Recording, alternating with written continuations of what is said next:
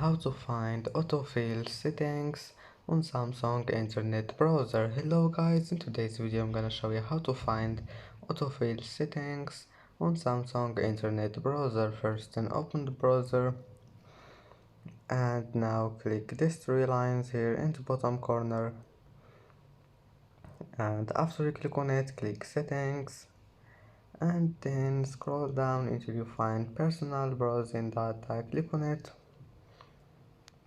and here you'll find autofill forms, and here you can manage it. You can turn it off or on just by one click and go back. It will be saved.